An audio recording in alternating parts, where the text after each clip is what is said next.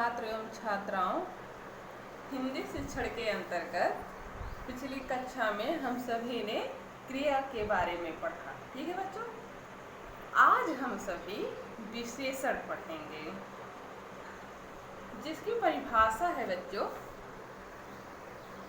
संज्ञा या सर्वनाम की विशेषता बतलाने वाले शब्दों को विशेषण कहते हैं। किससे कहते हैं बच्चों विशेषण?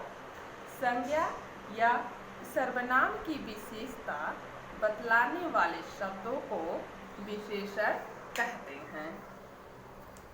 जो शब्द विशेषता बताते हैं, उन्हें विशेषण कहा जाता है तथा जिसकी विशेषता बताई जाती है उसे विशेष कहा जाता है। जैसे कि बच्चों, मोटा लड़का हंस पड़ा। मोटा लड़का हंस पड़ा। मोटा, यहाँ पे बच्चों मोटा जो शब्द है क्या है? विशेषण है तथा लड़का विशेष यानी संज्ञा है। आप पढ़ेंगे बच्चों विशेषण के भेद। विशेषण के भेद आप सभी इस डायग्राम के माध्यम से विशेषण के भेद को जानेंगे, जिसमें है बच्चों सर्वनामिक विशेषण, गुणवाचक विशेषण, संख्यावाचक विशेषण, परिमाण बोधक विशेषण। ठीक है बच्चों, जिसमें हम पढ़ेंगे सर्वनामिक विशेषण। विशेषण के रूप में प्रयुक्त होने वाले सर्वनाम को सर्वनामिक विशेषण कहा जाता है। इसके दो उपभेद हैं। ठीक है बच्चों, जिसमें है बच्चों मौलिक सर्वनामिक विशेषण, यौगिक सर्वनामिक विशेषण।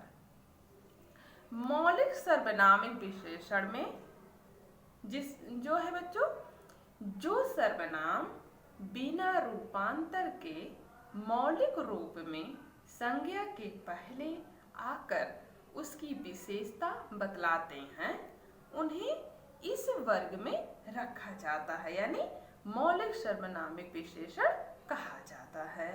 जैसे बच्चों, यह घर मेरा है। ठीक है, कोई आदमी रो रहा है। अब हम पढ़ेंगे यौगिक सर्वनामिक विशेषण। जो सर्वनाम रूपांतरित होकर संज्ञा शब्दों की विशेषता बतलाते हैं, उन्हें यौगिक सर्वनामिक विशेषण कहा जाता है। जैसे बच्चों, ऐसा आदमी नहीं देखा। कैसा घर चाहिए। ठीक बच्चों, तो आप सभी ने सर्वनामिक विशेषण को पढ़ा। सर्वनामिक विशेषण के दो उपभेद के बारे में पढ़ा, जो था मौलिक सर्वनामिक विशेषण, यौगिक सर्वनामिक विशेषण। तो बच्चों, अब हम दूसरा पढ़ेंगे विशेषण, गुणवाचक विशेषण। जो शब्द संज्ञा अथवा सर्वनाम के गुणधर्म स्वभाव का बोध कराते हैं, उन्हें गुणवाचक सर्वनाम कहते हैं। गुणवाचक विशेषण अनेक प्रकार के होते हैं। जैसे बच्चों, कालबोधक, रंगबोधक, दशाबोधक, गुणबोधक, आकार बोधक। जिसमें हम बच्चों पढ़ेंगे कालबोधक, जिसमें शब्द है नया, पुराना, ताजा, मौसमी, प्राचीन। ये बच्चों कालबोधक में है। आप पढ़ेंगे रंगबोधक। रंगबोधक में शब्द है बच्चों लाल, पीला, काला, नीला, बैगनी, हरा, अर्थात यहाँ पर रंगों का बोध हुआ है। ठीक है बच्चों।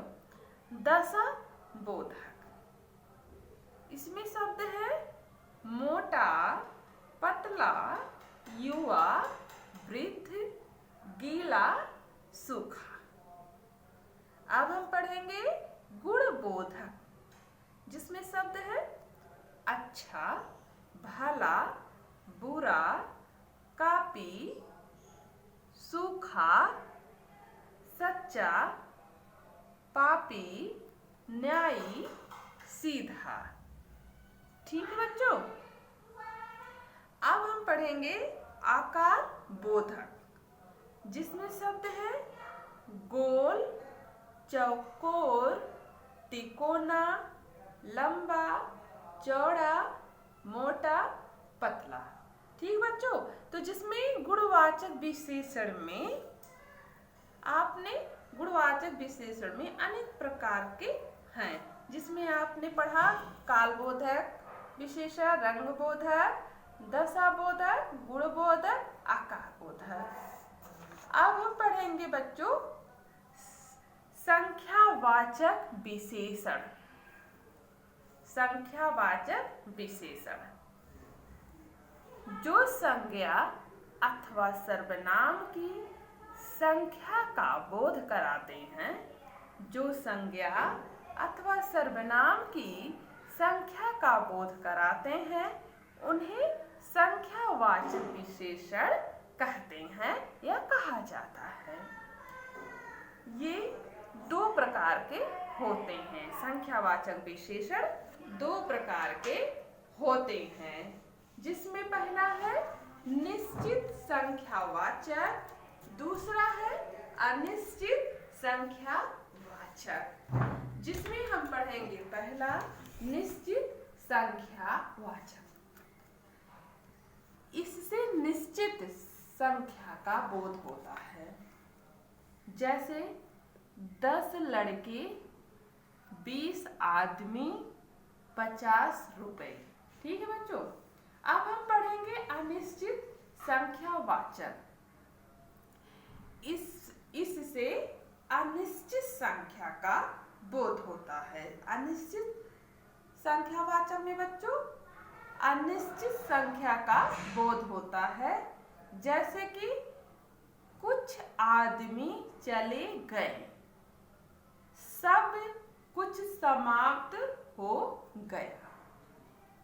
ठीक है बच्चों। अब हम पढ़ेंगे परिमाण बोधक विशेषण। परिमाण बोधक विशेषण जिन विशेषणों से संज्ञा अथवा सर्वनाम के परिणाम का बोध होता है, उन्हें परिमाण बोधक विशेषण कहते हैं। इनके भी दो उपभेद हैं। परिमाण बोधक विशेषण के भी दो उपभेद हैं। पहला है निश्चित परिमाण बोधक, दूसरा है अनिश्चित परिमाण बोधक। जिसमें हम पढ़ेंगे पहला निश्चित परिमाण बोधक, जिसमें बच्चों है 10 किलो घी, 5 कुंटल गेहूं। अनिश्चित परिमाण बोधक में बहुत घी, थोड़ा दूध। ठीक है बच्चों। अब आप सभी ने विशेषण के बारे में पढ़ा, जिसमें विशेषण के भेद पढ़ा, जिसमें था सर्वनामिक विशेषण, इनके दो उपभेद के बारे में पढ़ा, मौलिक सर्वनामिक विशेषण, यौगिक सर्वनामिक विशेषण। उसके बाद आप सभी ने पढ़ा बच्चों गुणवाचक विशेषण, ठीक है, संख्यावाचक विशेषण, जिसमें संख्यावाचक विशेषण में निश्चित संख्यावाचक पढ़ा, अनिश्चित संख्यावाचक पढ़े। उसके बाद बच्चों परिमाण बोधक विशेषण पढ़ा, जिसमें दो उपभेद है, निश्चित परिमाण बोधक तथा अनिश्चित परिमाण बोधक। तो बच्चों अब आप सभी गृहकार्य लिख लीजिए। विशेषण को परिभाषित करते हुए विशेषण के भेदों का वर्णन करें। धन्यवाद।